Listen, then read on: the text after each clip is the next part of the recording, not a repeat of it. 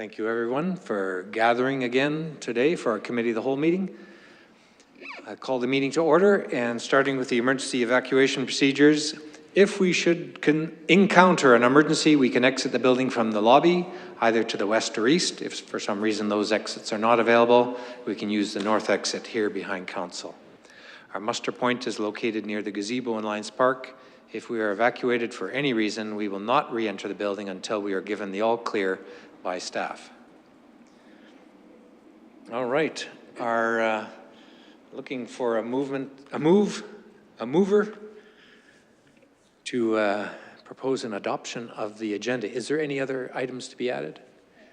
And as we speak of this agenda, I'll mention that we have a slight possible overbooking at 6 p.m. tonight with MPC coming into this room.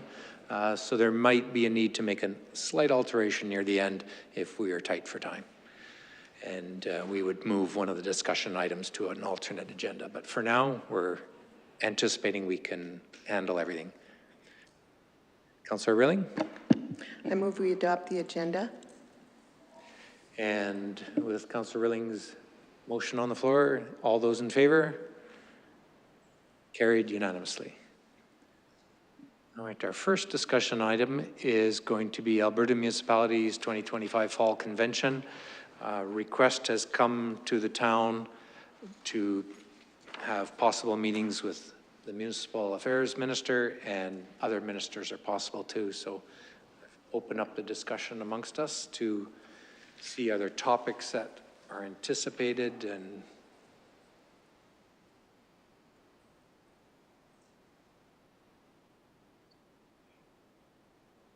yes, Ms. Phillips, were you going to?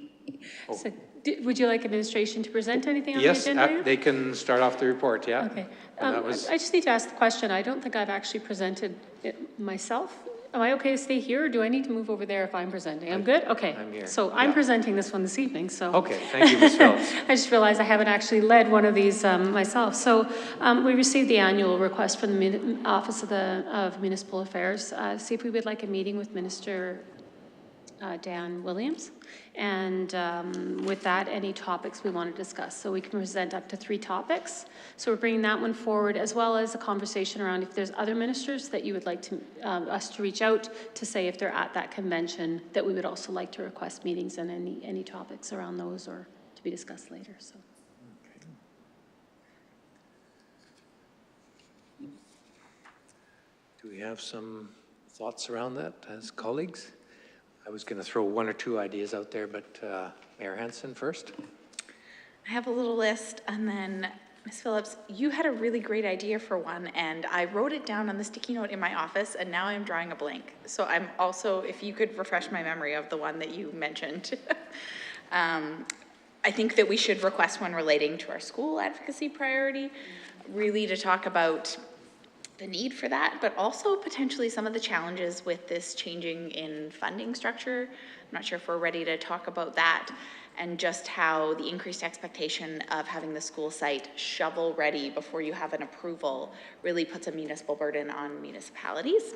I think that would be valuable. I'd like to request one with Minister Jones related to our letter requests that went out a month or so ago around upgrading our ambulatory care to an urgent care facility.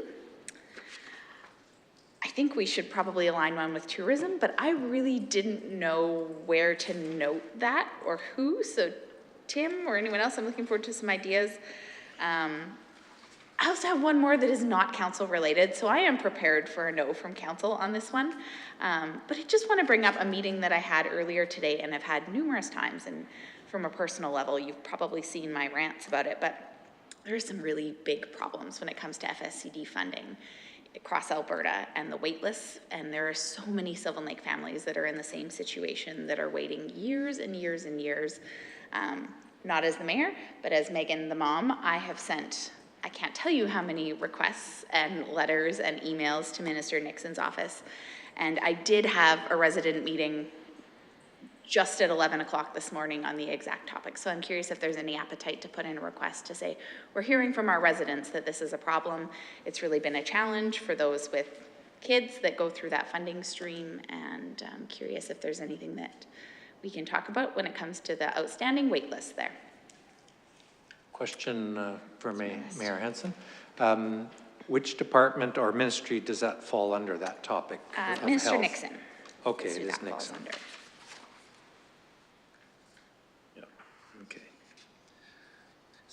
okay. Thinking on that same ministry, when I went through my thoughts, or were you finished? That's it. Yeah, okay. Yes. You hit on several. I was thinking about what are all our advocacy points and which ones have a meat on them to discuss. So you hit on all of them that I was thinking about. I was wondering, you know, taking the opportunity, if we're getting together anyways, our Minister Dreeshen and our memorial trail work of the future, it's not one of those hot button issues for sure, but is it an opportunity to meet with them and chat about our town anyways? That was one other thought. Likewise thinking, leaning towards Councillor Tim, I had to think for a second here. On the tourism, I was leaning towards you to think about that and the urgent care for sure. Another hot topic was the GST on utility bills. Now that was one we were thinking more to advocate through Alberta Munis in the future, so maybe that isn't a minister meeting yet, but it would be a municipal affairs topic if we were meeting. We could say this is a topic that came up and we're thinking about. I thought there was one more here. Yeah, the urgent care for sure. All right, anybody else? I agree. Go ahead. Obviously, all of our advocacy priorities need to be asked for meetings, otherwise we're not going to be heard. And I would fully back doing that meeting as well. Yeah, for sure. Speaking of that, if we're going to be doing that, is there something that we could do a call to our community through marketing saying we're going to be doing, you know, going to the municipal affairs event and blah, blah, blah. Is there anything that the community would like us to bring forward outside of our priorities? Because it would be a good conversation starter, but I really like yours right now. Thinking also about our September 4th this week event, we might get some feedback there even. Yeah. Councillor Mearns? Yeah, tourism for sure, I thought would be a good idea. I just don't know what the ask would be at this point in time is my only concern, and maybe that would be something to work with administration on, you know, based where we're at today and where we've come from, what would be the ask, or what would, I don't know if I would rather see us meet with on the new school or the ambulatory care. If we had some options, those would be priority for me for sure. So if there was something there that we could put together, fine, but I don't know if there's anything off the top of my head, unless administration had something to bring forward that we could take to that minister. Yeah, okay, thank you. Councillor Rilling? I agree. I mean, I'm on board for all of those. I think the tourism, unless we are seen, unless we make those appointments, even if, I mean, I know we need an ask, but mostly our ask is, hello, Sylvan Lake is here in the province of Alberta. You know, like, I think it's so much more about the awareness almost, and for them to know us and us to know them. I don't know, that's just my thought. I mean, the urgent care, I think it's really important. I mean, if we can't see, LaGrange. no, it won't be, it'll be Jones. But if we can't see him, I still think it's beneficial to see Adriana, to LaGrange. Just, I don't know, maybe not because of the portfolios and how they're divided now, I don't know. But I still think she has a lot of influence. And if we can't, it might be beneficial. Those are my opinions. Okay, thank you. Mayor Hansen? And I just want to add in, I have no concerns with having many requests out. You don't send the list all at once, you send these individually to each of their ministry offices, so they don't necessarily see who else you've requested.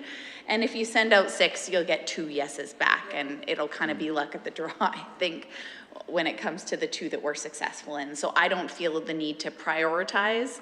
I think you just, anything, there is one, put it forward and let's see who says yes. Okay, and, yep. Well, Councillor I'd love to Parsons? sit down with Nicolaides and Long both and say, hey, where are we on this continuum? But unfortunately, transparency is not something that is fantastically a part of this government. So we don't know where we are along the continuum as far as the school goes. So we could sit with Nicolaides and there's nothing to discuss. Same thing with Long. So I think requesting time with both of them, and from my perspective, from infrastructure and education, I'd love to. I don't think we'll get both. I think we'll be lucky if we get one. I think Nicolaides is going to have his hands full for the next 6 months.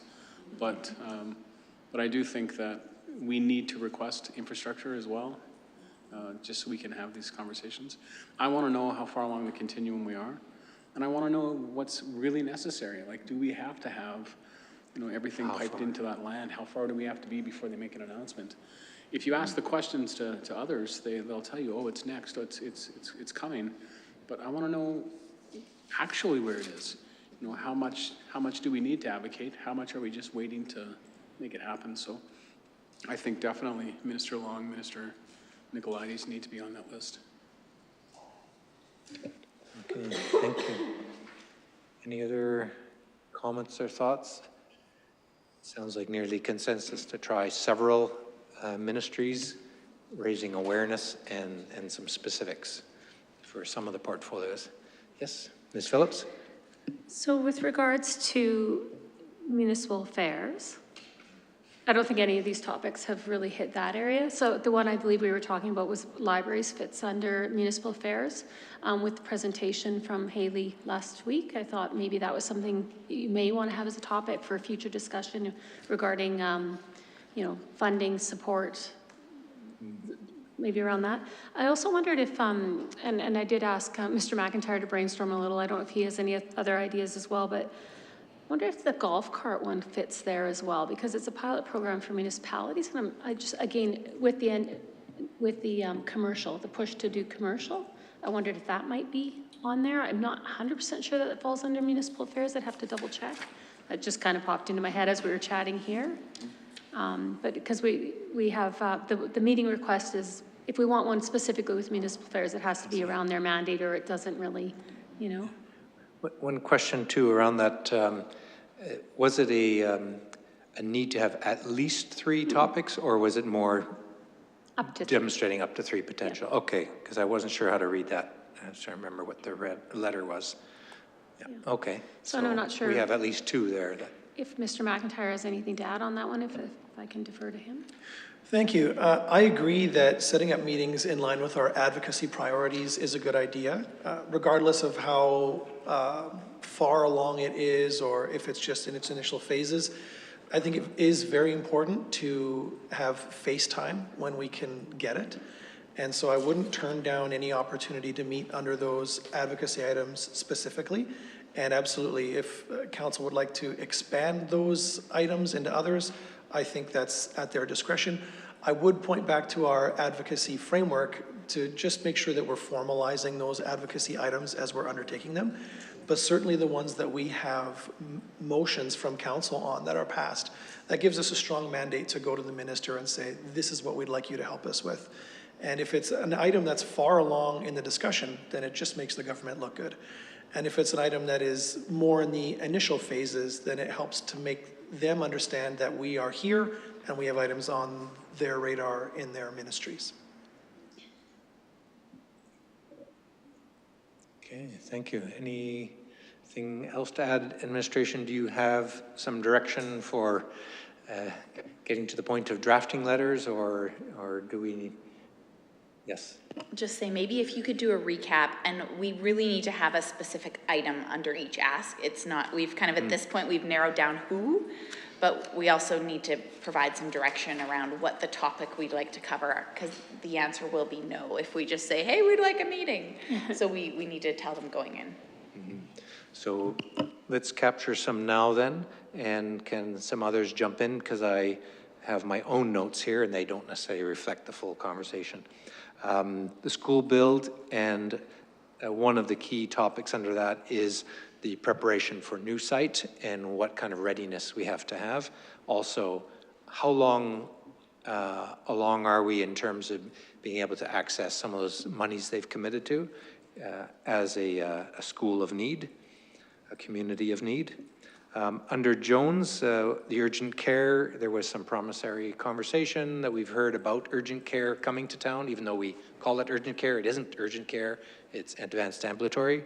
So we need to advocate that point of showing ourselves as a community that could fully utilize an urgent care facility. Tourism would be more on the end awareness. Maybe I'll ask others to fill that in to say what's our strategic approach on that? Tim was thinking, Councillor Mearns was talking about that earlier. Maybe jump in now even. Is there a conversation? I don't know if we have a specific ask right now is the problem. Yeah. To be specific and go to the minister and say, hey, this is what we're looking for and what we want. I don't think we have that right now. So okay. I would substitute that for maybe municipal affairs with some specifics, maybe around library, or if golf carts, you know, golf carts could be part of tourism, I guess. But yeah. I would say maybe not do tourism right now. Okay. That's my opinion anyways. If anyone else has thoughts.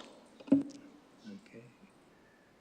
And Councillor Mearns mentioned the idea of the municipal affairs golf cart and kind of that library, and I know right away when I think library, I think archives, and you know, can be a community resource that's library and more, and libraries really are library and more nowadays anyways.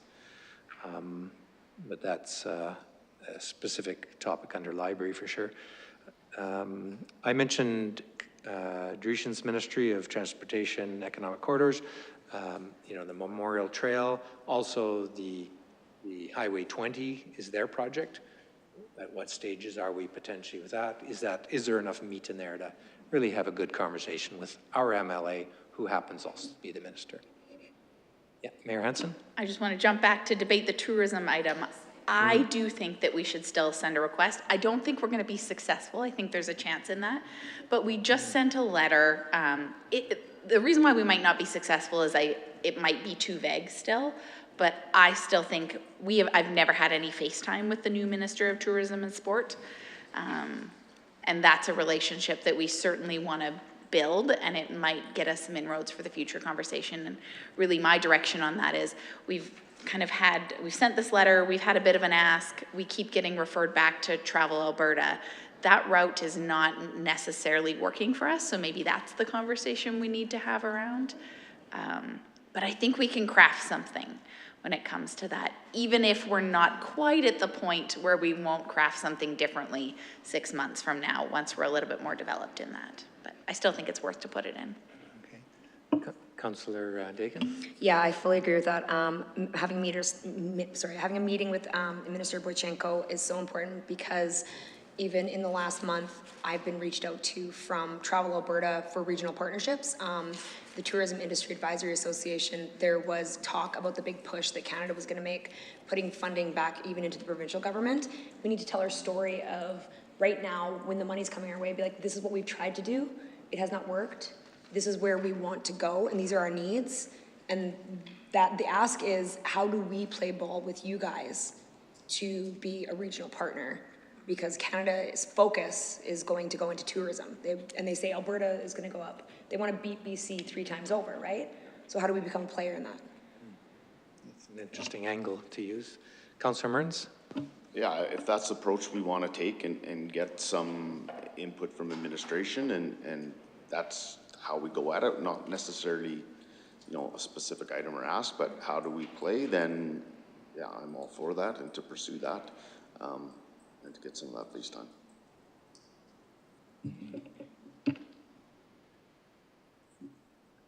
Ms. Phillips? Sorry, I just wanted to confirm, the golf cart is actually under the Transportation Minister, so we could add that if you were around promoting for it to be commercial as well. I'm not sure if that's a priority. Oh, sorry, I know that is a priority, so if you wanted to request that as a meeting. Okay, yeah. Mayor Hansen, and then, Mayor Hansen defers a bit. Councillor Payne, did you want to jump in?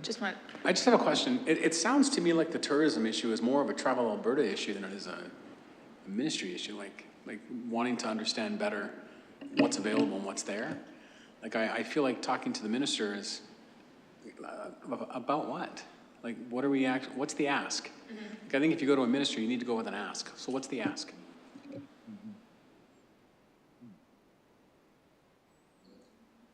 Oh, Councillor Dakin? I think the ask is that we're letting them know, educating the new minister on this is what we've tried. It's not working. What can we do? What would you like to see? How do we work together? The ask is, how do we work together? And what does the government want to see from us to help us be as productive as possible in tourism partnerships so that we can be seen by Travel Alberta? Because right now we're not being seen by Travel Alberta in Sylvan Lake.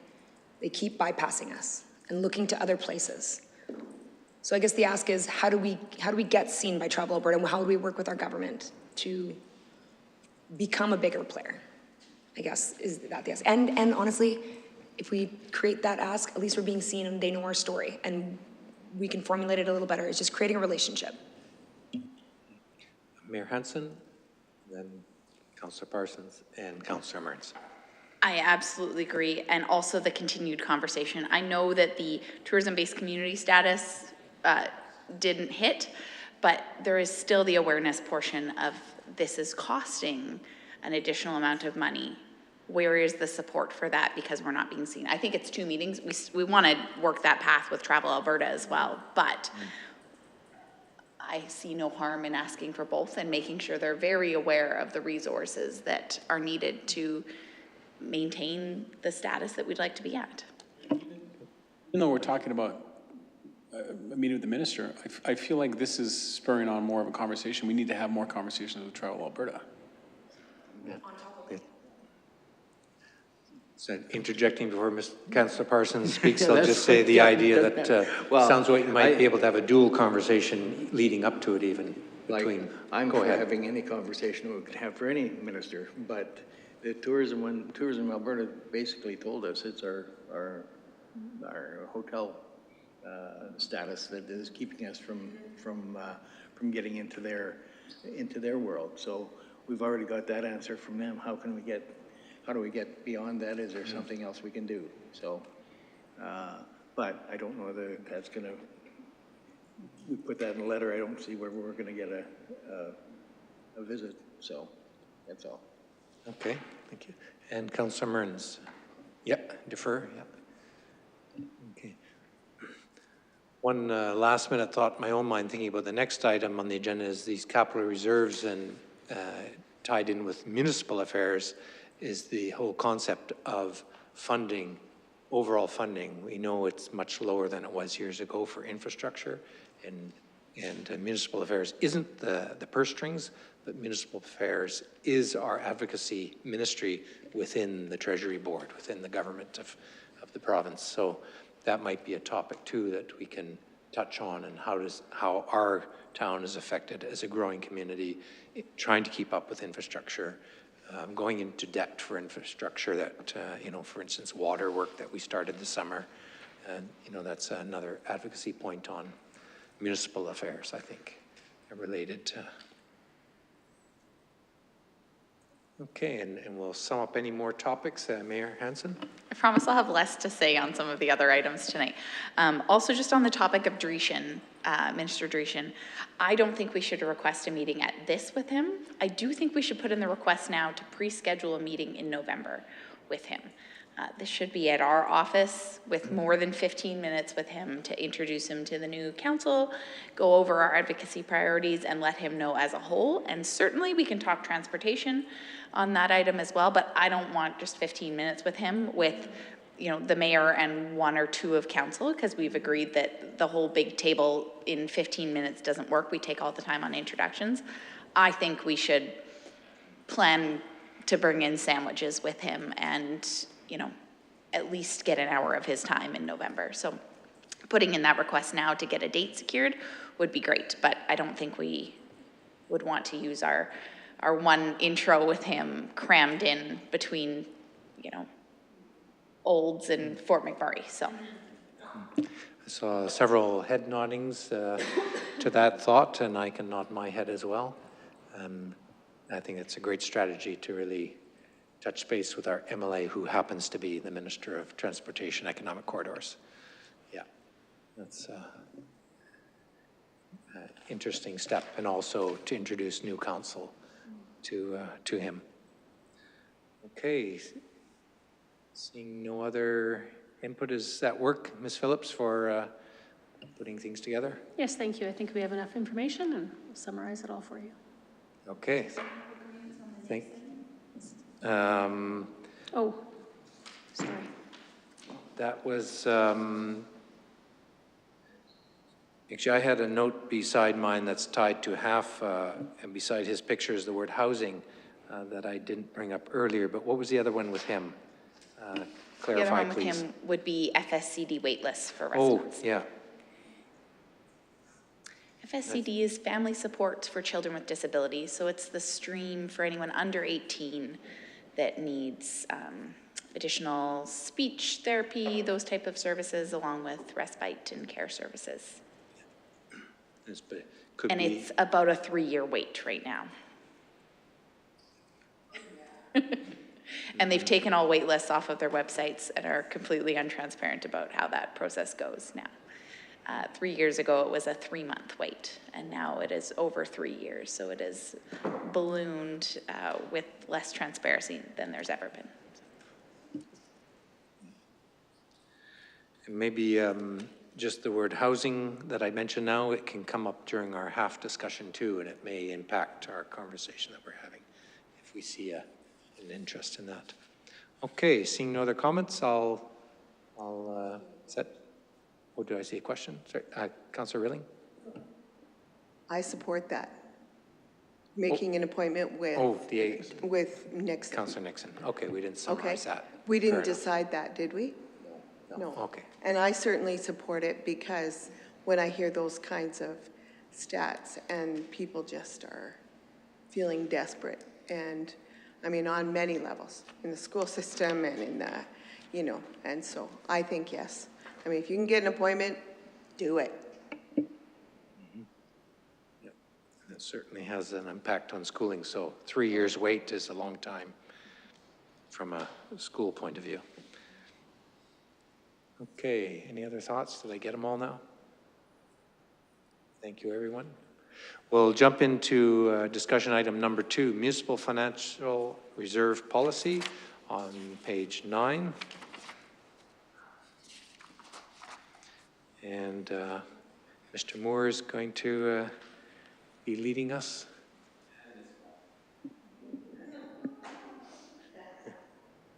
We'll make pointed questions so that you're forced to come up anyway.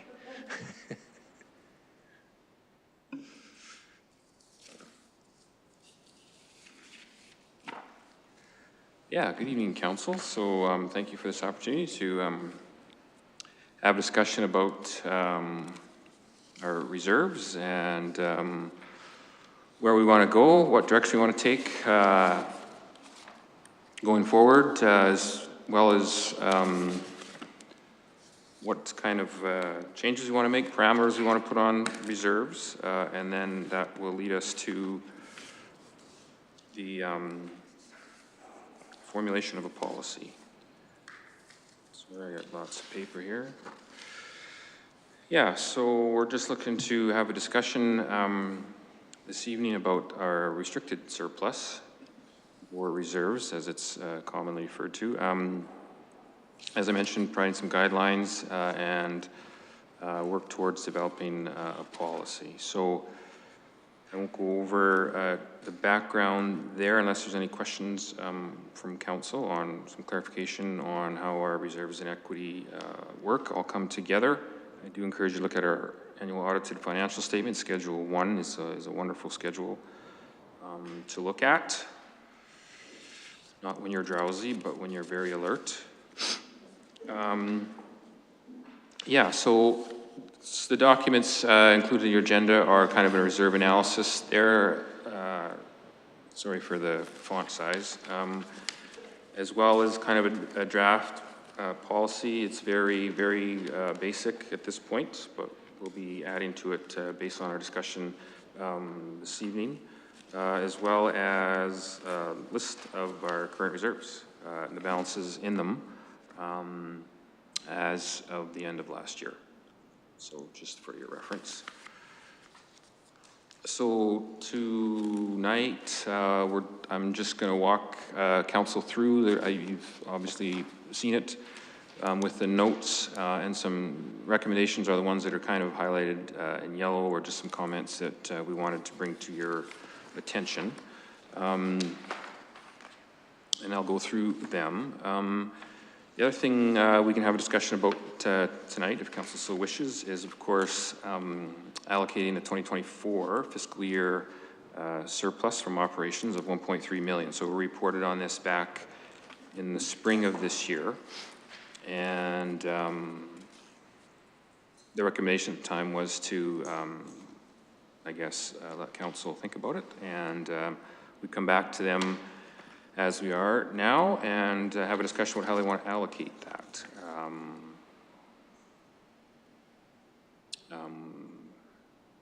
For moving it from, because the funds sit in unrestricted surplus at this time, and so to move it to restricted based on future capital needs, I guess.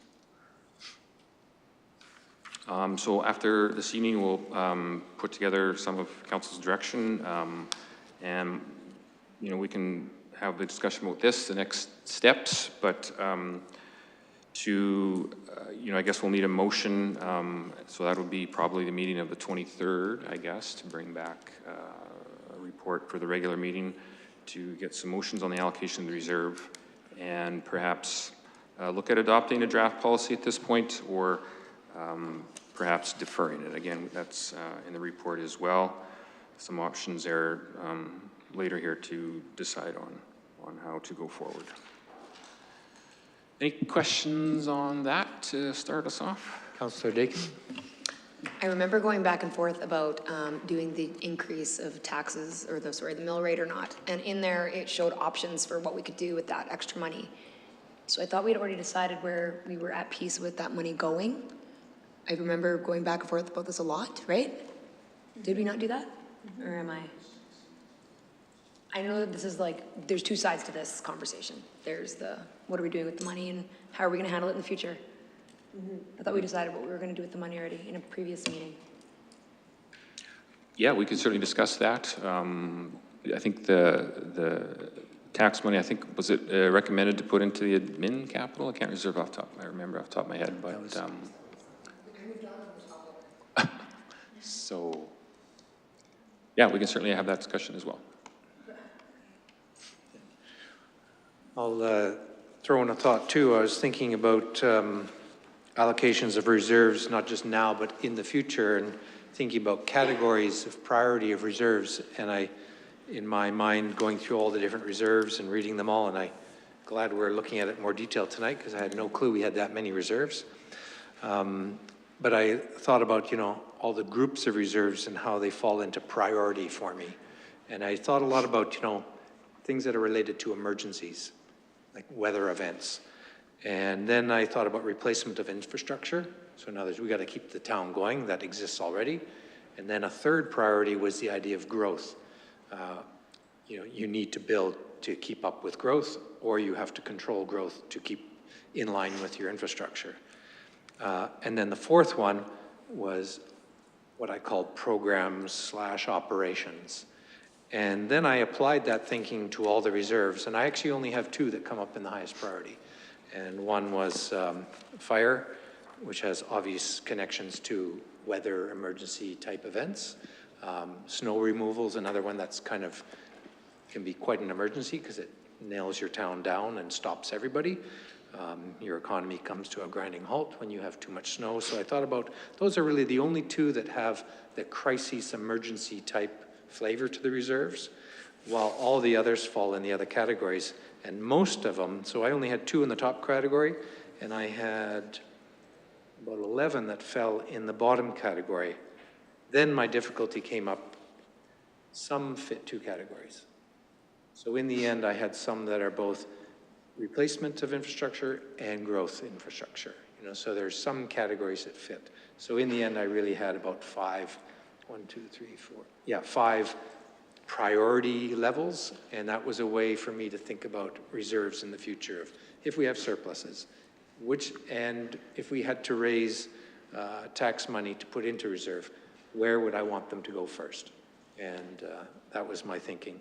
So, It was helpful to come up with these 4 topics for me. It helps me think about them. And then we can all have biases within each category. Like I might have certain biases towards youth. Another person has a bias towards, you know, an infrastructure project or an arts project or whatever, right? That can have an effect on our thinking too. But so those were some thoughts I had. One thing I was thinking about to complete my framework around this is to understand our 10-year capital plan better, and that would influence then also how I would want reserves to reflect the 10-year capital plan. And that doesn't affect all my priorities. It wouldn't affect the emergency type stuff, but it would affect the middle 2, my infrastructure ones. Yeah, Councillor Payne. I'm actually quite intrigued by the idea of categorizing reserves, particularly in the idea of replacement versus growth. Because if you look at the reserves, all of the largest reserves are both, are always going to be both, particularly in a community that's grown by, what, 80% in the last 12 years? It's all growth. But in the process of that growth, you have replacement on a constant basis. So I think categorizing by growth or replacement could be problematic. But I do like the idea of creating a category system where we prioritize where money goes or how money is supposed to be used or what monies are to be used.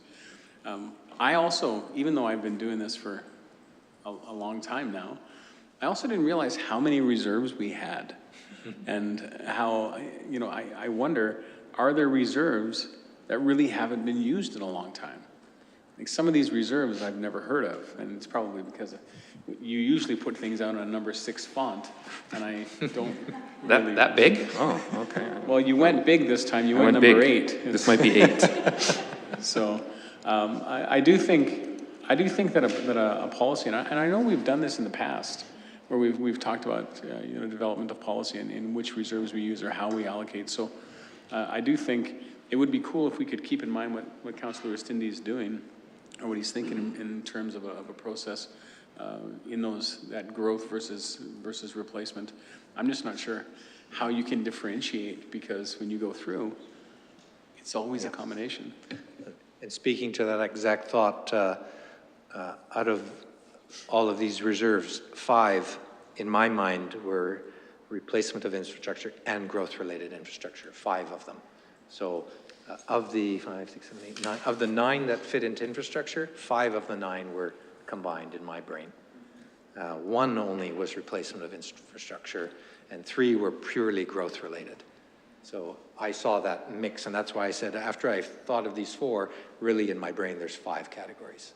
But you could, I also being pragmatic in the future, you know, I would blend that 1 sitting by itself and right away say, you know, all the infrastructure could be, you know, brought together for the most part, and say that's a category. Emergencies, then this infrastructure question, and then this program operations category. One of the issues with infrastructure, you know, because you always get into that, you know, we have a piece of pipe just like Calgary, the one that blew up a summer ago between the top of the hill and close to the town office here, that concrete. I mean, that will turn into emergency, and it's only 5 years younger than Calgary's version of it. It's supposed to last 100 years, and Public Works is looking into it, but this is one of these issues too. We have to be diligent about our infrastructure, and which is why we want to have this whole conversation to begin with. Others to jump in? Or other thoughts about priorities? Or should we be going to the recommendations now for that Mr. Moore has highlighted in the font 8? Councillor Mearns. Has that thought happened in the past, Mr. Moore, about sort of categorizing some of the reserves and based on need versus, you know, maybe what's been done in the past? Is that Is that something that's been a train of thought at all? Yeah, through the chair, I think, that's certainly interesting to hear that. And, there's been lots of discussion about how we should move forward with this. And, I think going through them, you can see that we need to certainly consolidate some and look at some name changes. I think we could probably cut down on the number of operating reserves. And I think maybe, and you'll see, the ones that are highlighted, as well as if we have a discussion about it, that there's some recommendations there for some more parameters to be put on the use of some of these reserves. And categorization is maybe not a bad idea. We certainly could maybe split them between operating and capital. We do have some contingency reserves now, what we call them, for operating and capital. So, if there's an emergency or something of that nature, in the past, that's what we've tapped into for those. So, and really the capital ones, the capital reserves are for infrastructure. And so it's just a matter of, I guess, finding a nice balance or categorization that everyone understands and is gets familiar with. And I think too that when you're talking about those types of things, and we've done it with building maintenance and the contingency reserve, is if we want to go down that path, is to build more of these contributions into your annual budget. I think we need to make some progress there as well. And there's a few, as we go through it, you'll see where, I'd like to see some more parameters on the funds that go into it and the funds that come out. Because I think, this year is a perfect example, and I don't believe it's sustainable. Some of the budget adjustments that have come to council mid-year. We have to, I think, set some parameters and rules for when we will do that and when we won't do that. And I know sometimes these one-time grants that come up kind of convolute the situation. Often we're pushed with deadlines that don't match up with our own budgeting process to make decisions and applications. And so, if you're thinking of an additional advocacy item, I think that might be something to advocate with the province, in my opinion. Yeah.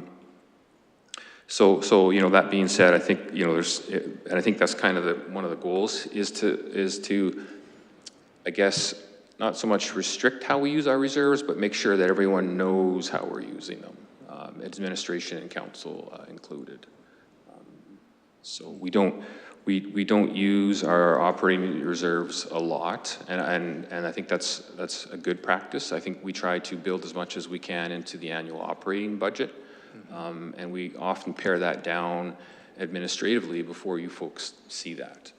And so, I think capital is a little different story. We do have to kind of use some of those funds throughout the year, as I just mentioned, but we do have some contributions that are built into our budget as well. But I think we need to formalize that and build that more into the policy, as I mentioned. So, if that answers your question, Councillor Mertz.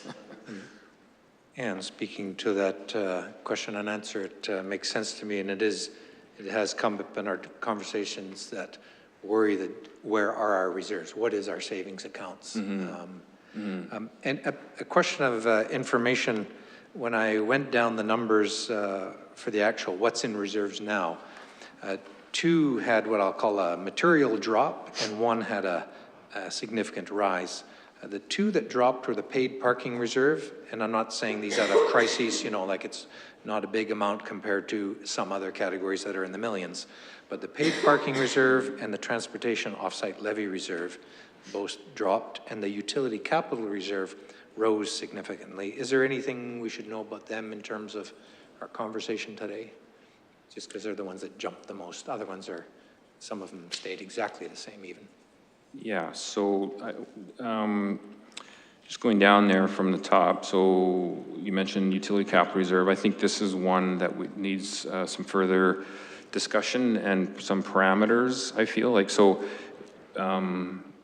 transfer to reserve, it seems high, and so that's, of course, the utilities function is self-funding, so any surplus funds from operating each year go into this reserve. There could be some discussion about splitting this reserve out. It's come up in the past, and differentiating between an operating and a capital component is one option there. Transfer to reserve, and this ties into what we recently discussed at Corporate Services about carryovers. So the transfer to reserve might simply be projects that were budgeted for in the current year, in 2024 or prior, that were, are carryover projects. So we have to transfer that money to reserve to fund it for the following year or the year after. So that number can fluctuate from year to year. Again, I think if we have some some more guidelines in a reserve policy on that, I think that would help everybody with understanding that. Okay, that makes sense, thanks. The other one, paid parking reserve jumped up paid parking, 50%. sorry. So that one too, I think, I think we need some direction from council on how they would like to use those funds. It has primarily been used for waterfront initiatives and some capital acquisitions for equipment that's used in the waterfront. So, I think the idea was there when that was program started was to kind of keep enough money, an ongoing balance in that reserve to fund, say, the annual, operating costs for the waterfront.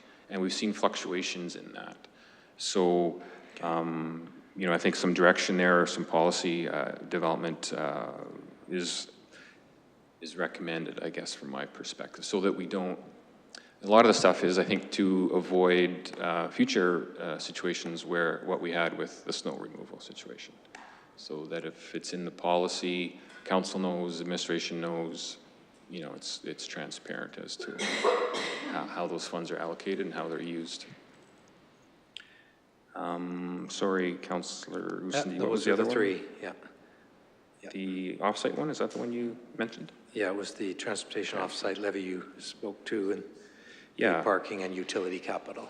Yeah, so, that one, again, that one is, it's just based on our capital budget for the year, and so we'll transfer from, our transportation projects that are growth related, and through the offsite model, typically it's close to a 50-50 split between developer share and town share. So whenever it's a developer share, it comes out of that reserve. So it can fluctuate from year to year too, based on the capital budget. Okay. And then funds that go into reserve are simply just contributions that we've collected throughout the year through the development process. Is when the development agreement process, that's when funds are collected from developers. Especially, and they just go right into that reserve. Especially during a growth time, you'd expect, yeah. Thank you. Yeah. Councillor Payne. So, Mr. Moore, is there legislation in the MGA or somewhere that dictates how these reserves are funded and how they're used, or is that something that's separate for each reserve? Is there a policy created for each reserve individually? Big question. Yeah, I think to my knowledge, you only guidance or clauses in the Act regarding equity are not so much if there's limits or how you manage your reserves. They talk about, and I think we've gone over this maybe a couple of years ago. The guidance they give is that your equity position, so your restricted and unrestricted surplus, cannot go into a negative at any one year. And so that if that happens, you have to ensure that in your following year's budget, you have to tax for that shortfall.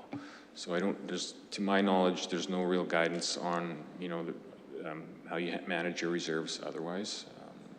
So the terms and conditions for how these are funded, how the money comes in, and consequently how the money goes out, is determined individually by each reserve. More or less, yes. Yeah. So really what we need to do, which sounds like a ridiculously daunting task, is we need to look at each reserve, how it's funded, and how the money is to be used. That doesn't seem like a committee of the whole meeting. That seems like a complete session of council. Like, what's the ask here then? Are we then looking at every reserve and determining how it's going to be funded and how it's going to be used? Because if that's the case, this is a series of meetings that are going to need push pins to keep me awake. I saw a hand, Ms. Phillips, and then Councillor Mearns. Very good point. I think that if that's the direction we want to go with our reserves policy, with clear direction on how they're funded, you know, what goes in, what we're budgeting, you could give direction to us to come up with some options and some recommendations back to council, along with, you'll see in the notes there that there's some recommendations on combining these, changing this name.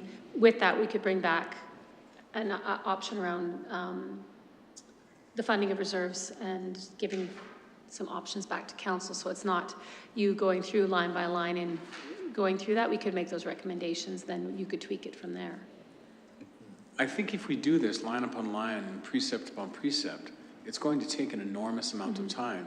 I think what needs to happen is there needs to be at least a general policy of how things are to be determined, and then going through each reserve to see if we're indeed following what we want to follow. Because right now, if somebody asked me about the Lifeline Operating Reserve, I don't have a clue what that is. So I really do think that it's, you know, there is some consolidation that needs to happen, but more importantly, if we do need to sit down and go through our policy and how reserves are funded and how reserves are used, that seems like a pretty big task that we should start. It's not going to be this council that does this. I think speaking to that, that's why I was sort of thinking that big picture of how do I categorize all of these? What do I think is a priority? I think we have the ability to, this afternoon to touch base on, is there any general comment about some of these, and then speaking to your concern about the big policy, I think then we take up Ms. Phillips' offer, the idea that on some of these ones that specifically speak about recommendation of developing policy, we don't find ourselves in a debate tonight about that, that we await some options from admin, and it might be between two different councils. That's where I'd lean to. And so maybe in a moment I can say, is there any comment on the first two recommendations? Is there any comment on the next two? There's about 11, no, I think it was just about 11 or so, or I forget my count. Anyways, about 12 different recommendations. But I saw Councillor Dakin and Councillor Mearns. As much as I would love to do that, I just will be fully transparent in that a lot of this verbiage is over my head because I haven't had an explanation as to what you mean by it. So I think that for me personally, I'll be transparent, and I would like to have a separate meeting about this with more detail and like allocate time for it. There's no way that I can answer this truthfully without more information. Yeah. Okay. I was going to suggest I can talk about Lifeline, yeah, because I bought one for my mom, but anyway. Okay. Councillor Mearns, and then Councillor. Yeah, further to Councillor Dakin's point, just to understand a little bit more, but if we look at option one, is that really what we're after? Is, you know, our recommendation here is to bring us back more information. You know, based on the report, if we agree with those items that have been highlighted and changed, to bring that back to us and have a better understanding of it. I don't know if that's committee of the whole, another committee of the whole, or council meeting, but I think number one might help get us some direction here. I'm wondering even if that's what Councillor Dakin is speaking to, is the idea of not necessarily to a future regular meeting of the council, but a future meeting of council where we focus on this topic alone, tying in with the two. Mayor Hansen. Yes, we absolutely need policy around this. This is the exact project that corporate services should be piecing out and then bringing a recommendation back. But I guess I just have an overall committee of the whole suggestion that I'm wondering if we could formalize it if there's will of council. I really believe that there should be a category in the title of the report that says questions we'd like council to answer in this meeting. Because I actually found that for almost every report tonight was, okay, I have lots of thoughts around this. What exactly do you want from us? And that would give the chair an opportunity to go one by one through the things that need answered and ensure that administration gets the answers that they need out of us for that night. Because I read this, I think, yep, absolutely, we need this policy, but I'm not exactly sure what you want from me in this moment as I was doing the agenda prep. And I just think that could really clarify our committee of the whole discussions as a whole if that was just a standing agenda topic. Ask me specifically in the agenda so I can think about it ahead of time what you'd like an answer. And then we have really productive committee of the whole discussions where we go around and say, okay, the first question is about X topic. Yes, no, I think this. We go to a round and then you ask the next question and we kind of do the same and have some debate and discussion. Feels like we're a little bit lost in this discussion because no one really knows what we're trying to get out of it other than, yes, we need some policy here. Okay. Councillor Payne? I do think that between the education piece, because I'm going to agree completely with Councillor Dakin, there's a lot of pieces here that I don't understand because, to be frank, we don't really have conversations about reserves until we're funding something. And then it doesn't become the question, hey, what is this, by the way? It's usually, okay, that's a reserve. How did it get there? Who knows? The Gremlins put money in there and we're okay with it. But, you know, I look at the way this is worked out, and I really do think this is a Saturday workshop.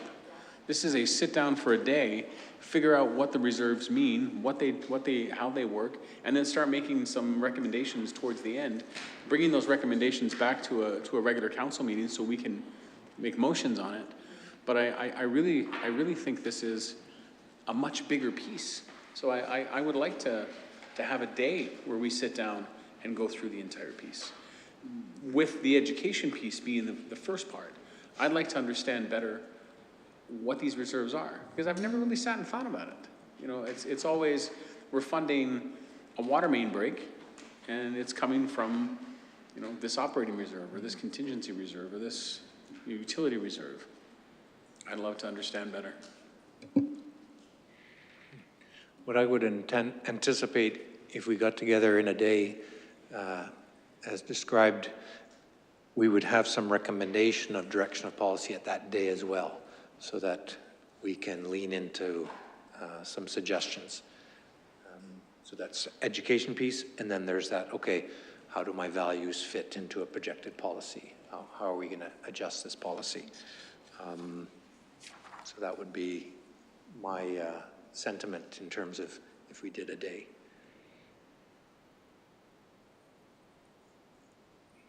Okay, I thought I saw another hand. Councillor Dakin? I'm sorry, I'm really torn here. I feel like this, like, I know we have to make an overarching policy of how and why, but I feel like this is getting us too far into the weeds of administration, this part.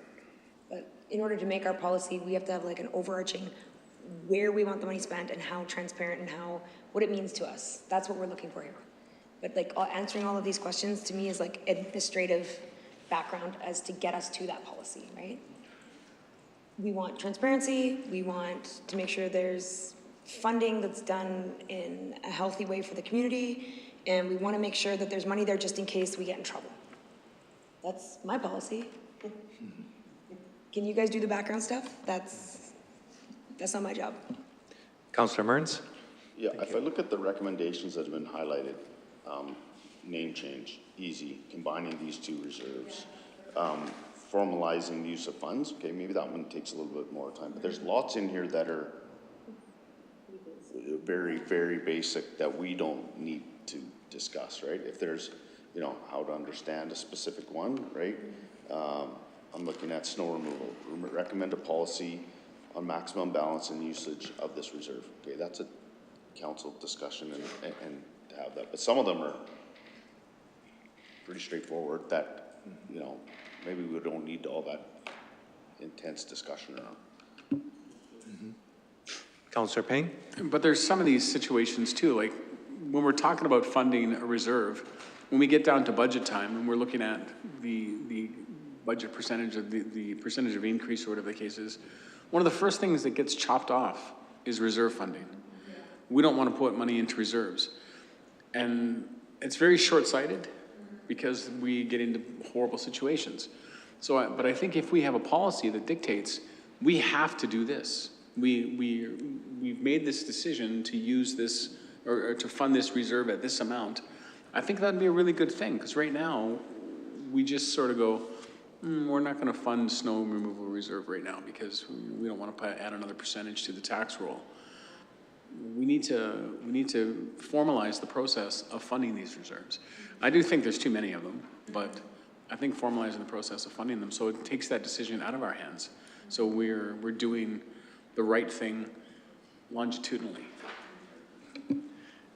Maybe speaking to that idea of those categories I was trying to come up with, that might be part of the policy of how the money drops into those reserves, that we need these ones to hit maximums first because they are so critical, and then other categories, they get funded at a lower percentage, or they're funded in the next budget year when these first two are filled, and you have priorities like that. And that might be part of the policy we develop as a group of council members.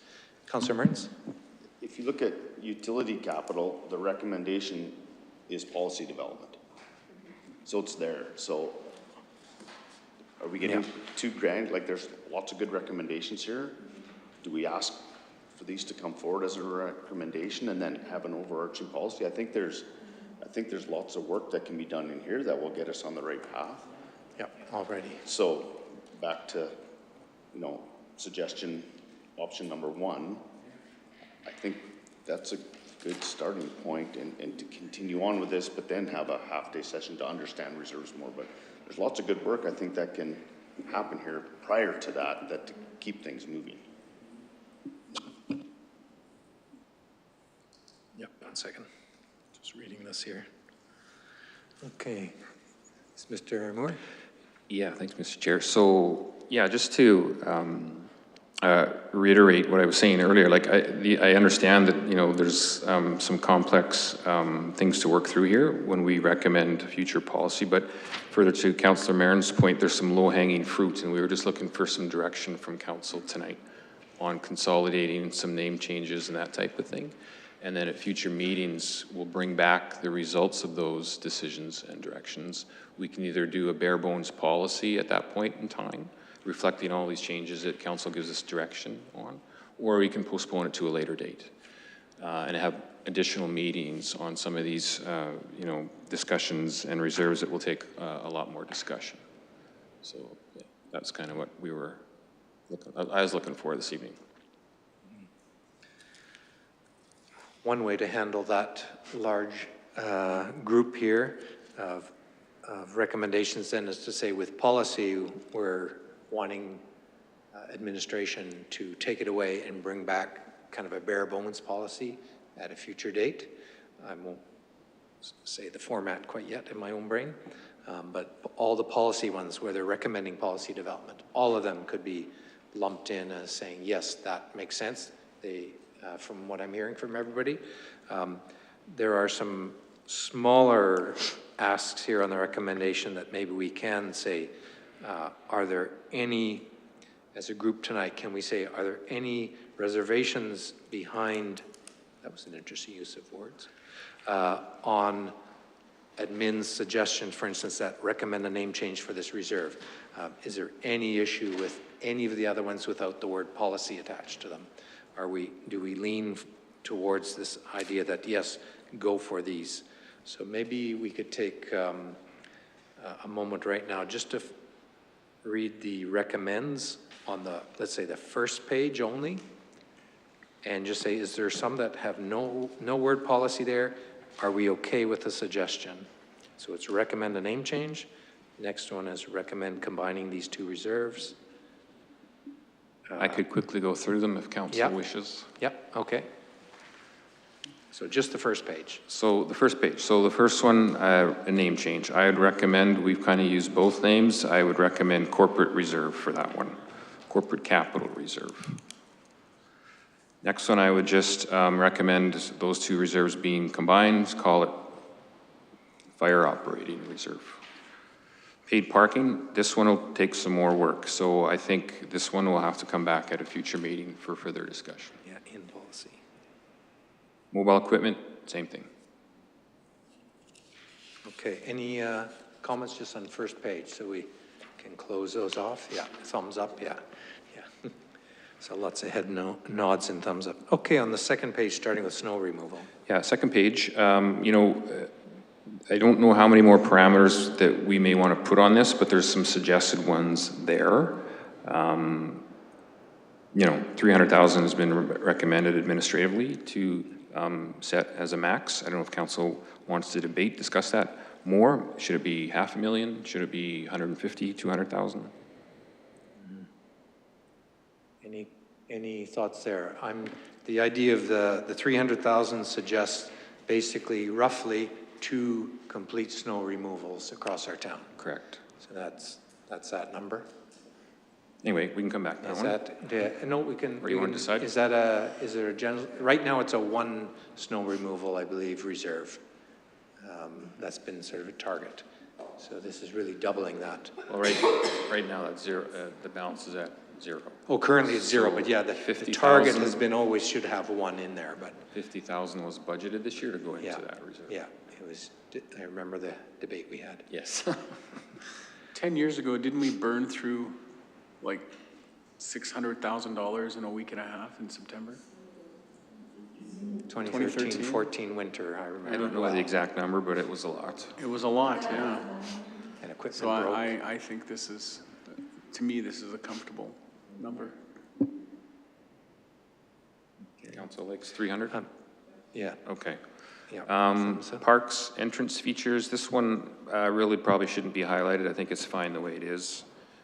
Utility capital, this one requires a lot of work and discussion. Can come back later. CSD operating, so this one is left over from when we had community and services development, I believe it was called back in the time. It's largely dormant. I think the recommendation is to call this something different, maybe something to do with WCC, and consolidate it with a number of other reserves that you'll see we'll get to. There was a recommendation from staff that we put some $10,000 annually into this reserve, so that could come back for future discussion. Yeah, yeah, I think we're leaning towards it, but it could come back for discussion, just to firm it up. Just to see, if there could just be like a one-liner on the intent of every one of these, because I don't know what you'd ever use that for or why there's already money in there. And that should be an easy thing to go and read. It's hard to say, yes, put $10,000 into it, but I have no idea what we would use it for. Yeah, I'm not asking, I mean, we're not asking for that decision tonight on the 10,000. It was just a staff recommendation, that's all. So that can be vetted through the budget process. But just overall, if there could be a document produced that gives you a descriptor under some of these, even the ones that seem obvious, like snow removal, could use a sentence around why we have this. Yep, yep. Okay, that's the last of the recommended ones on that page. Any other input? So on CSD operating, I understand that we want a little bit of clarity on that for the next discussion, but it's nothing controversial there at this moment. Okay, let's jump to page 3. Yeah, so municipal survey network reserve is what it is. Not really recommending any further policy development at this time on that. We can see what comes of that. Municipal planning, Sylvan Lake Management Committee, this is an old one, it's no longer in use. Recommend is just to delete that. Community services operating, so same thing. So recommend that this one be consolidated. There's a minimum balance in it. There's no funding sources, so consolidate it with the one we were just talking about. Recommend capital. Again, there's some recommendations in there. One is tied to the Parks and Open Spaces Master Plan. So we need some clarification on that. So in there, it recommends 3% annually increase. 3% of what? I'm not sure. Again, so this is one that I think we'll have to come back for future discussion. Should naming rights be used and put into reserve? Because currently those funds just fund the annual operating budget. Council like to put those aside for a future need. One recommendation from staff was to have separate reserves for each building. There was a lot to discuss there, and there's some ramifications for that. So again, that's not something that we're looking for direction tonight. And then the last one on that page is really just kind of, do we want to consider a name change for this? Public reserve, I'm not sure everyone knows what that is, but we've tried to explain it there, where the funds come from for that. I don't know if Ms. Devlin wants to add anything there, if she's got ideas for a name change, but we can certainly discuss that more and come back with something. Any comments for that page? One quick question on the last one. MR is municipal reserve, correct? Correct. Yeah, okay, I just want to make sure I have the right context there. Yeah, on that recreation admin capital, the only comment I made on policy on any of these in my own notes was no to separate reserves for separate buildings. That was my own gut feeling, but earmarked, meaning admin would track how much is in the reserves with an intent of, oh, this building, that building, you know, but the idea of us as council overseeing separate reserves for separate buildings, my feeling was no, is that admin would be able to prioritize. And sometimes that, speaking to a point you made earlier, Mr. Moore, about how grants come available sometimes. Suddenly a grant comes for a recreational rebuild, well, suddenly it changes the whole nature of their reserve, and I'd rather have it all lumped into all the buildings and admin prioritizing where it should go. So that was one personal thought. Yeah, sorry. Yep. So yeah, so that, you know, it's a good idea, but, you know, honestly, I don't know if we can put really feasibly put away enough money on an annual basis to build a building. We're going to have to rely on debt and some grants, right? So, you know, any new building is going to cost you $20 million these days. If you want to build another NextSource Center in 10 or 15 years, you're probably looking at $100 million.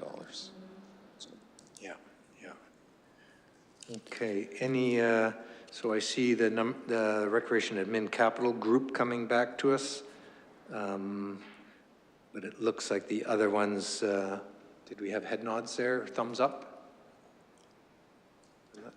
Yeah, okay. And last page. Yeah, so the last one, Aquatics Capital, this is a kind of a carryover from prior years. Annual funding is in the budget at $10,000 each year for this. It's used for capital projects. It was at the pool, and the recommendation there is consolidate with Recreation Capital Reserve. Building maintenance, we could bring back a policy updating that. As you can see in the notes there, that policy really goes to 2028. And it called for a 1% annual contribution of the tax levy into that reserve for building maintenance projects. So we've already reached our 1% at this point. Community center reserve, same thing, something that needs to be consolidated with the operating reserve. Child care facility, this one maybe needs some more discussion. This is kind of built up over the years when the province gifted the town those mobile units that are over there currently. But that can be brought back at a later date as well. Contingency operating, same thing as the building maintenance reserve. We just need to bring, I think these are great policies. They've been working well for us. We just need to bring them back for updates. Contingency capital. So, you know, again, some options there are to possibly consolidate with what we're now calling the corporate capital reserve going forward. But, you know, this ties into the comments earlier about having categories of reserve. So do we want to have some contingency reserves going forward, or do we want to consolidate some of them into some other capital reserves for growth and infrastructure, that type of thing? Yeah, and then offsite levy reserves. So again, this is a large discussion. It's very complex that we're not looking for a decision or direction tonight. I think we do need to look at how we handle growth in this community and how we fund it. You can see in the reserves balance there that you know, the offsite levies at the end of last year were in the negative of just under $13 million, right? So that restricts our ability to fund our own projects as well as growth projects going forward. So I believe we should be setting some parameters. How much do we want to go in the hole? How much do we want to advance developers' funds before it gets to the point where it really restricts our ability to operate? So we want to go to 15 million, 20 million, you know, I think council needs to set some direction there, in my opinion. And that's really what I want to go through tonight. If council's okay with those recommendations, consolidations, and name changes, we'll make those and come back to a future meeting, whether it wants to be the next regular meeting, not on the 9th, 23rd, or beyond that. And then how do you want to handle the allocation of the surplus from 2024? On that last page, we went through most our policy bring back. I see two that are not the aquatic, first one and the third one, the aquatic and the community center one. Any need to discuss those two? Sounds like all the others would come back. I mean, one is a consolidation, but that would be done then too. Would council like to see a basic draft policy sooner or later? Is it, having watched us wade through the swamp, do you think we could handle it, a discussion on a skeleton policy in a format like the next, council meetings, regular council meeting? I think, well, yeah, I think you could, I think it's definitely doable. So what the next stage will be to include basically the verbiage you see in this into the policy and incorporate this. We'll itemize the reserves now that we've got some name changes and some consolidations. Bring that back for you folks to look at and decide if you want to approve it. It'll be mute on some of these more complex discussions that have to take place. We'll leave those things out of the policy for now. Okay. And then we can tackle those going forward, maybe through the budget process, additional meetings coming up over the winter, however council wants to tackle that. To me, thank you. To me, it sounds like if we separate that a bit and the heavier policy pieces, we actually have a separate meeting speaking to what others had brought up earlier, that we actually end up with a discussion outside of a council decision-making process. Just to dig into these skeleton policies, get our values out there on the floor, and then to next steps, make decisions, approve certain limits or guidance, whether it's about creating some categories of how we allocate in the future, or specifically what percentages, as are noted in your notes here, for certain reserves. I certainly don't mean to push council to approving or passing a policy. I think it's just to start the process and the discussion. But I'm guessing you'd probably like to allocate the surplus from last year before your mandate expires. Yeah. So we'll do that hopefully tonight. Megan, Mayor Hansen? I was just going to suggest that this is exactly the reason why we created the additional committee of the whole meeting per month. And if needed, we could designate an entire committee of the whole meeting just to this topic, just to flesh it out start to finish if needed, to do a bit of a deeper dive without needing an additional meeting, because we've already created that within our schedule.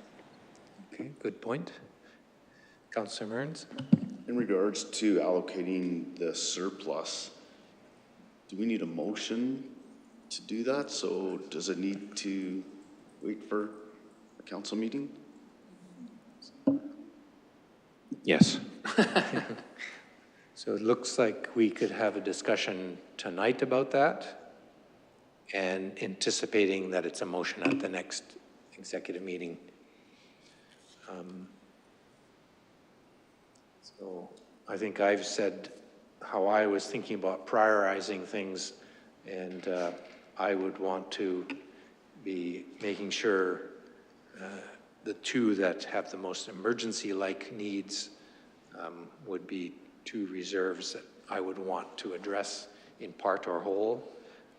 And then the idea of infrastructure would be the other field. It's a fairly big one, but it's not the bulk. As Mr. Moore pointed out, operations, 11 of the reserves are just operations. So, Mayor Hansen? Is there an administrative recommendation on this surplus? You knowing where the budget stands, at most, those that sit on corporate services are at least a quarter behind on what the financials look like. So I just don't feel like I'm in a position to give any direction here, really without some recommendation with a bit more up-to-date financial information to do that. But I do want to make that motion sooner than later, so. Yeah, well, through the chair, so that, I think has been discussed tonight, there's a lot of areas that, are going to need some funding coming up. As I was talking about earlier, we, through some of the budget adjustments that have come to council this year, we've seen costs come over budget significantly. And so the one that worries me is the Northeast Gateway project. So I don't know when the plan is for that one to be tendered. So it's currently in the budget at $7 million, and I don't think anyone is here this evening to speak to that from Public Works. But if that comes in at $10 million, who knows? We got to find a way to fund that. We don't have much in our budget for waterfront redevelopment. I know we've got that money in there, some seed money for some smaller projects. Who knows, how that's going to go, how much council will want to spend in the waterfront to redevelop that now that we've got more control over that. And I think just any allocation for future capital is a good one. Operating, I think we're probably fine generally. I don't think you want to put too much money to operating. Again, that's can be handled through the annual budget process, should be handled through the annual budget process, in my opinion. So, Councillor Mearns? Yeah, I'd be happy to see a recommendation come from administration at the next council meeting on the exact, and then be able to put a motion forward based on the advice from administration on that, for sure. And the thoughts that Mr. Moore just shared just now align with some of the thoughts I had too, and just like you're speaking infrastructure, and I had added the idea of some emergency type backing to make sure we're prepared for the worst. Any other? I saw lots of nods of head there. Can we give a informal thumbs up then for that direction that Councillor Mearns described as well? Thank you. All right, that was thumbs up. That we'll expecting a suggestion of motion and guidance on some priorities in the infrastructure areas especially. Would council like to see a draft policy or push that off till later in the fall or over the winter? Draft policy on each of these items already, or draft policy that would cover again most of the stuff that's outlined here. It would just currently outline what our current practice is, what funding sources it has or doesn't have, and how it's used. But obviously, acknowledging the fact, as we've been discussing, there's a lot of more work to be done in some of these areas. So as we pick those off, we can update the policy, as we go. Once a year, twice a year kind of thing, and add more parameters to the policy on some of these reserves that are going to require a lot more discussion and work. I lean towards earlier if some are available to be shared, even if it's like what you call a skeleton or draft form. That's how I lean. I'd rather read it ahead of time and be able to give feedback potentially. But I don't anticipate you dumping all 12 on us. No. No, that's why I say that. If there's some that are already developed and expanding some of these notes, that's, to me, that's, sure, I'm ready to read. And that was the intention for really this schedule to kind of be incorporated into the policy more or less, right? So we can do that with the ones that council's kind of decided on tonight. And then, like the more complex ones will be basically, there won't be anything in the policy addressing it for now. Yeah. Until that gets vetted in the fall, over the winter. 2030, whenever that might be. And I hear a silent request for font 10, apparently. 10? 10 it will be. Well, we might have to increase that, but we'll make it work. Mayor Henson. I lean towards, I'd like to see the very straightforward policies sooner than later. I lean less towards a skeleton policy for the ones we know we are going to have to make changes on, because I think that could delay us looking at it, and I'd rather just wait an extra month or two and have those ones come back for discussion and just do it right the first time, or at least close to right. We will always be making edits of it. It'll be an ongoing process, for sure. Absolutely. Yeah. But I think the ones that are really straightforward, sure, let's not waste any time.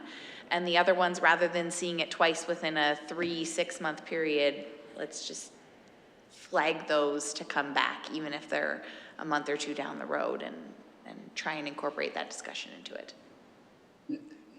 Okay, Councillor Payne? In as much as I agree with most of what Megan has said, I would kind of like to have something in place when we're doing budget so that we can better approach the funding of some of these reserves. But we are not doing budget till the new year. All right. So Right. I am anticipating that would be my hope. New procedure. We are, however, doing the capital budget this fall. So, Okay, so okay, any other thoughts, any other direction needed right now then? so a draft policy next meeting, just addressing some of the basic reserves and the rest will come later. Yeah, and then you noted capital has a higher priority potentially with the fall discussions more than some of the other ones. Yep. Yeah, okay. Okay, all right. Thank you, Mr. Moore. Thank you.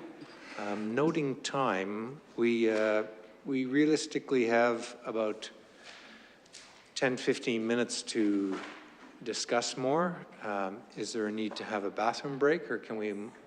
Okay, so we will take 5 minutes, and then we'll decide the approach on what more can we handle tonight of discussion items versus our quick reports. Okay. Yeah, we'll call it 6 minutes to be practical. 6 minutes. 5:33.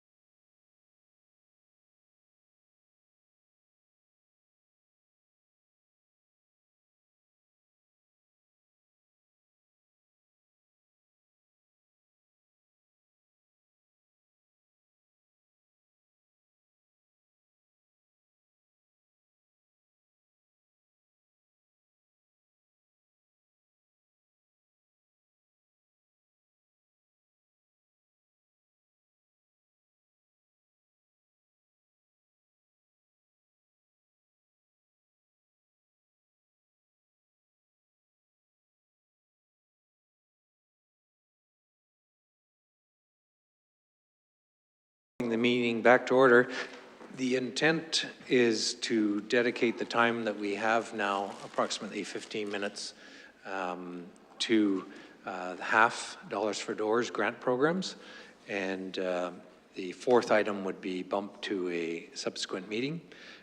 All the other items are in written form and sharing of information. We can keep them in that format, and if something in the future needs to be highlighted, they could be at the next opportunity where we cover reports. So my intent is to turn it over right now to Ms.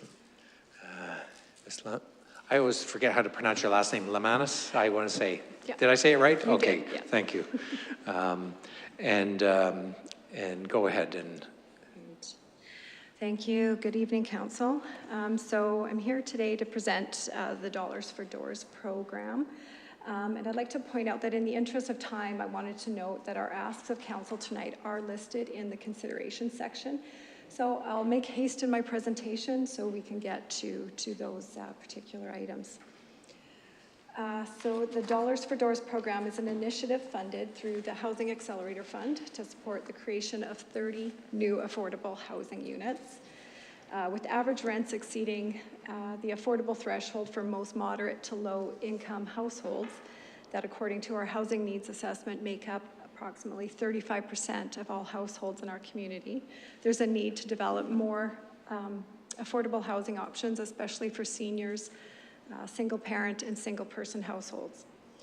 We expect that the data in 2026 census will show that this number will have increased significantly, making this initiative an important step to help make private and non-profit housing projects that offer affordable housing options more feasible and attractive. So as part of the agreement with CMHC, the town is committed to issuing building permits for 30 new housing units that are affordable to households earning less than $65,000 annually to meet the town's definition of attainable housing. The program will provide grants to private and nonprofit developers to build new housing units that are rented at an affordable rate to low and moderate income households. Initially, the Dollars for Doors program was developed to provide a grant of $15,000 per unit in exchange for a commitment to rent the unit at least 10% below the average market rent for that bedroom type for a minimum of 5 years. The Dollars for Doors program looked to leverage existing apartment projects that had accessed CMHC's MLI Select program and had committed a certain number of affordable units through that program. For those unfamiliar with the MLI Select program, at a very high level, it's a program that offers reduced mortgage rates with up to a 50-year amortization for apartment projects that commit anywhere between 10 to 25% of their units as affordable for 10 or more years. Affordable being no more than 30% of the median renter household income, which for Sylvan Lake is $66,000 per year. In this form, the town's grant would act as a subsidy where the amount received would help offset the difference between the reduced monthly rents required by the Dollars for Doors program and the rents they are charging under their MLI Select units. However, due to the complexity of the MLI Select application process and lack of uptake among local development community, sorry, I lost my spot there.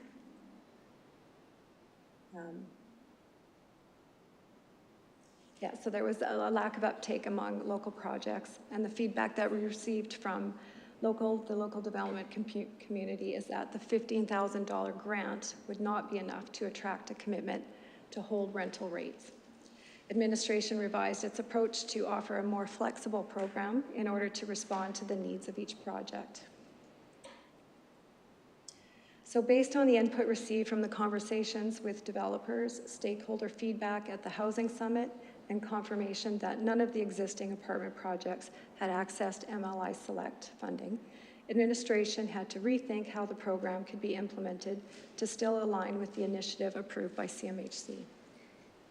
We have redesigned the program to have more flexibility, allowing the town to offer various funding amounts to eligible applicants based on the merit of each project. The program is open to a range of applicants, including private and nonprofit developers and other community groups. The application process follows a call for proposal framework where each proposal is reviewed and evaluated against established criteria by administration before being presented to council for a final funding decision. The intent here is to offer larger grants to projects that can help the town meet its 30-unit commitment, but also make consideration for smaller projects like smaller walk-up or row house developments that only want to provide just a few of their units as affordable. The program intake period would run until January 15th, 2027, or until the funds are exhausted or we've met the 30-unit target. So the revised program is guided by several key objectives, including supporting the development of at least 30 new attainable units by the end of January 2027, with a variety of units that are suitable for family, senior, and single-person households earning low to moderate incomes, as well to foster partnerships among private developers, nonprofits, and community organizations, where applications that indicate a partnership would score higher in the evaluation process, and maximizing the impact of municipal dollars by leveraging additional provincial and federal funding sources that can help projects overcome financial barriers. So projects that have been approved for other funding sources would receive a higher score.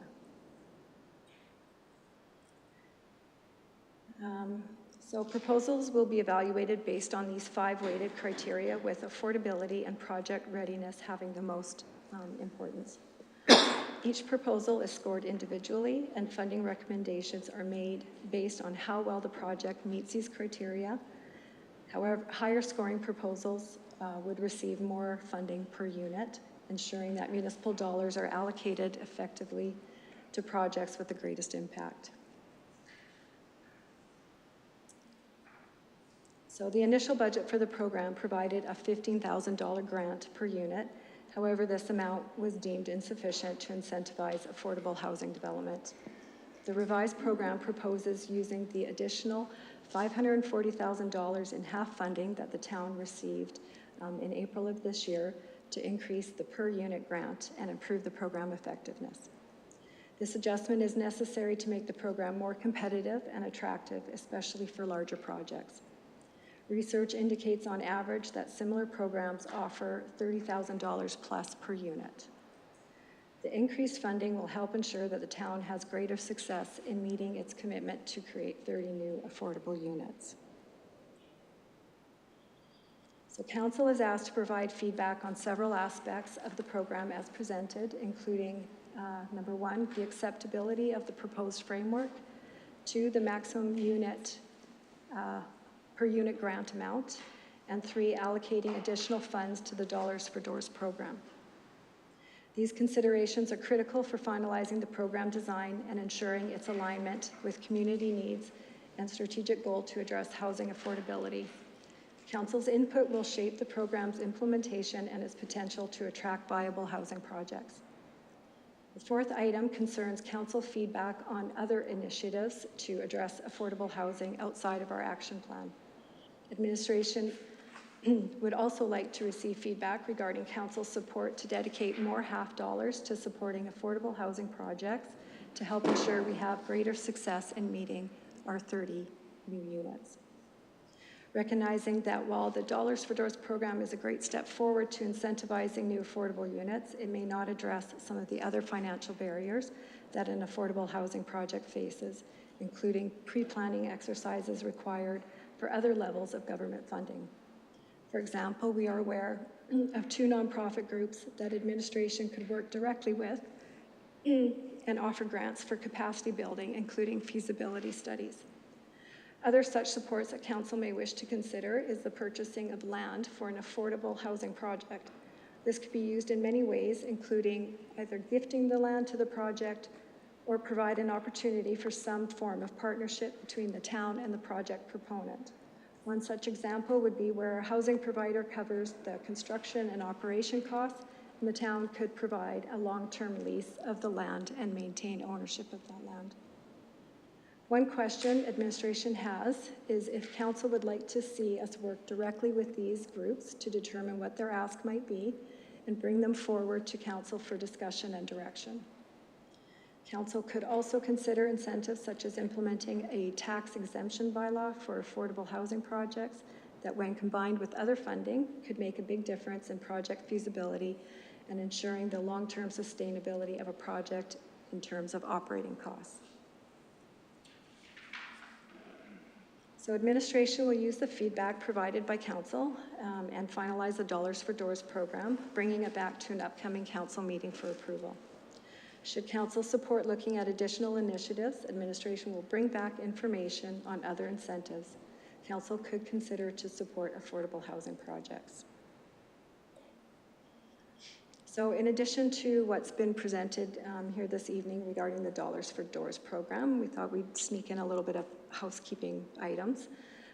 So administration would like council's feedback if they wish us to bring forward a report to request that the multifamily tax grant program be paused to allow the budgeted funds remaining to be redirected to other related initiatives. So the multifamily tax grant was meant to incentivize missing middle housing, particularly row housing, of which we have seen a lot since we got the half funding. To date, we have achieved 203 of our 218 missing middle targets, meaning that there's only 15 units that we need to get by January 30th, 2027. So the recommendation is to pause the multifamily tax grant program and redirect those remaining funds to other initiatives. I have a little, this is a very kind of high-level budget. So the Dollars for Doors program, we initially budgeted $540,000 for that program.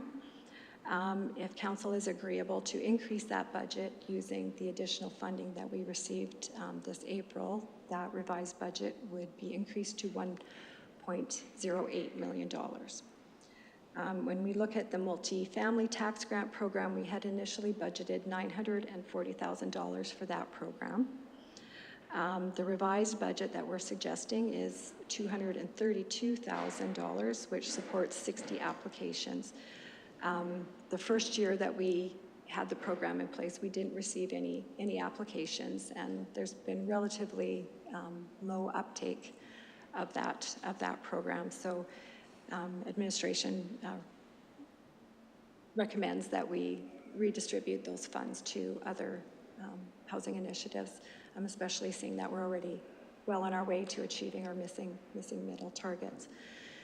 With all of these considerations, we would have approximately, comfortably $3 million left over of half dollars that could be used for other housing-related initiatives, including infrastructure projects.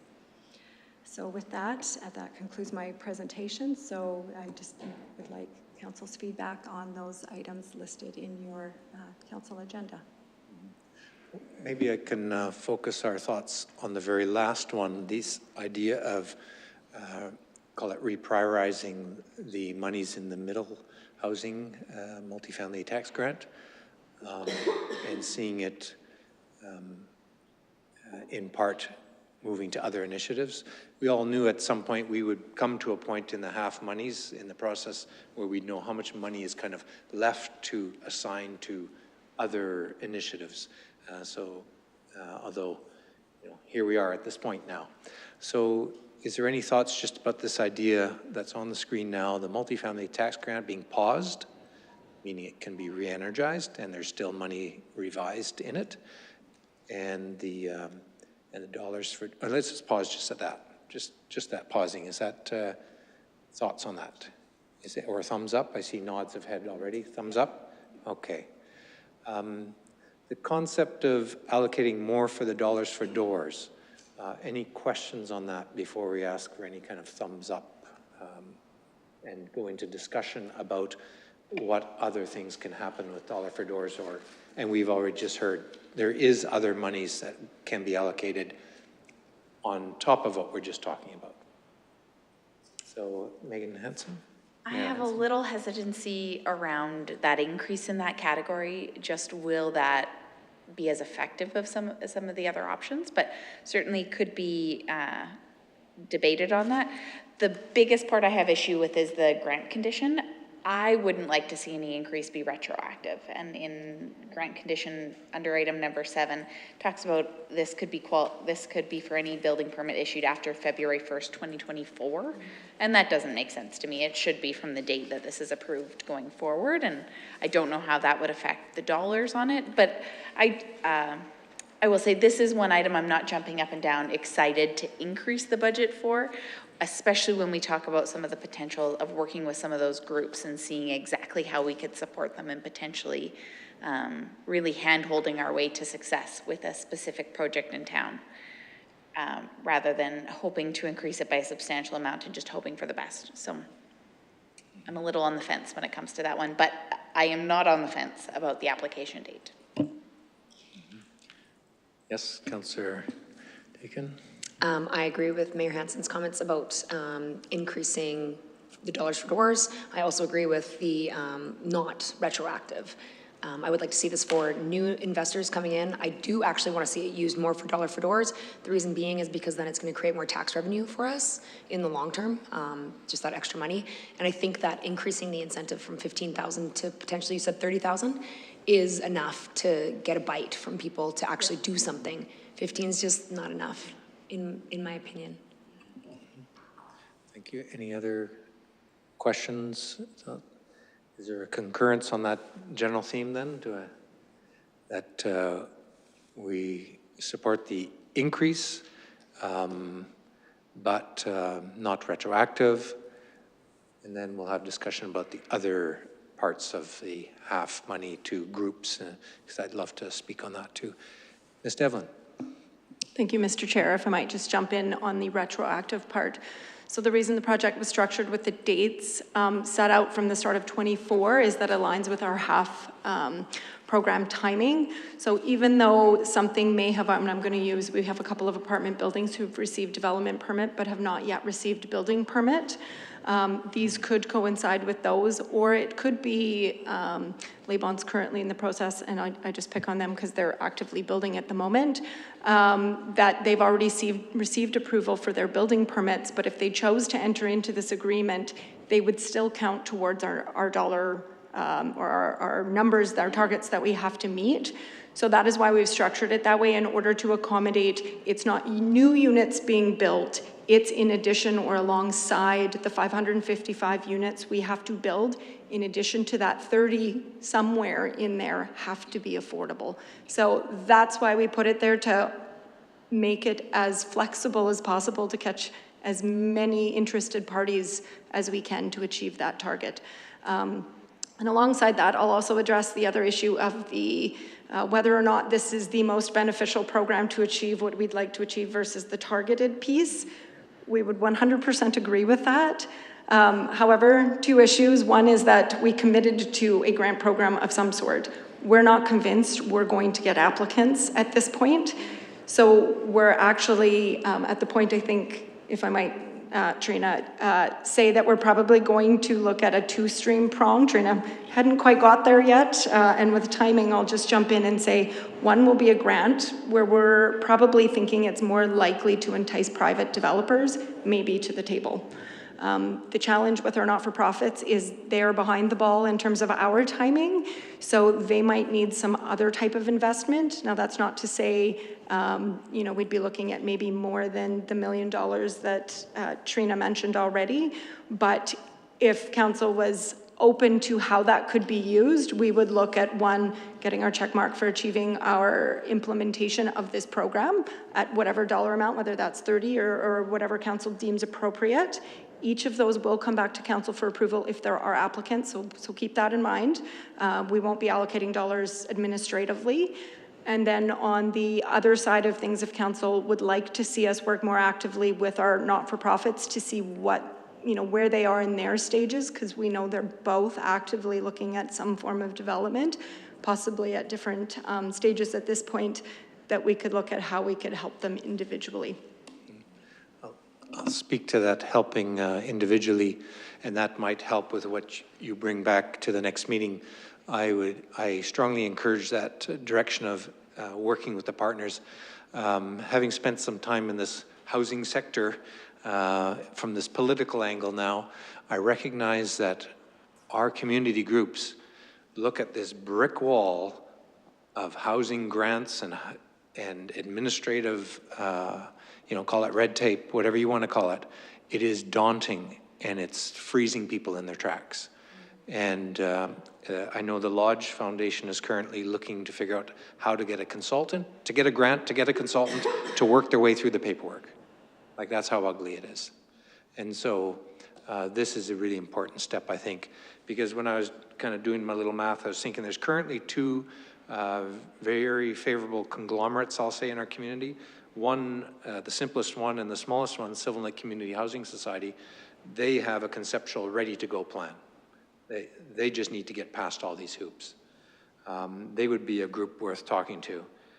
The other one is a conglomerate, I would say, and I don't want to say they sit around the same table yet, but I believe between the Lodge Foundation, the town, and the Lions Club, I believe there's a very possible, viable, and this could be a very large project.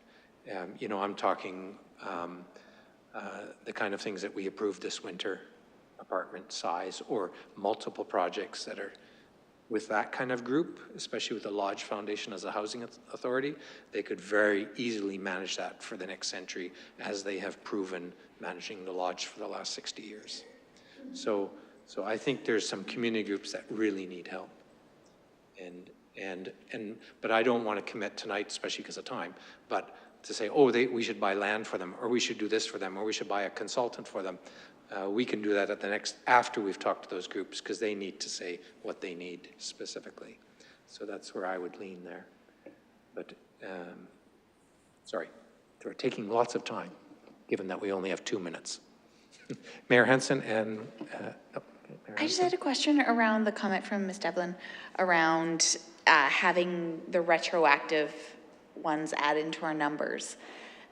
Are they not included, like any development backdated, or do we only include them in the numbers if we pay something for them, I guess? Because isn't it just a total unit count?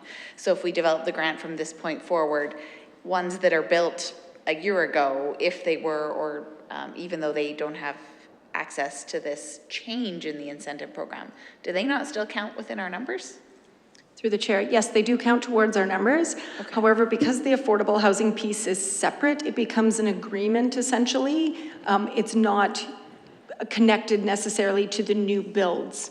So they can be something that an apartment that could have already received approval for, but maybe is not yet built or is in the process of being built, we can still give them through the agreement the opportunity to meet our targets. If they say, yes, we'll provide these at this rent for this time period and meet all the requirements, we would then report that as an outcome of the HALF program dollars that we've been using, this is what we achieved in that time period. Yes, Ms. Lamana? Sorry, I'm not sure if this might help you, Mayor Hansen, but we had 555 housing units that we had to meet. 5.5 or 6% of those had to be affordable units. So all of those building permits would have counted already, but they wouldn't have counted to that affordable housing. So that's why we set it up that way, where it was retroactive, so we could capture all of those ones that have already been permitted.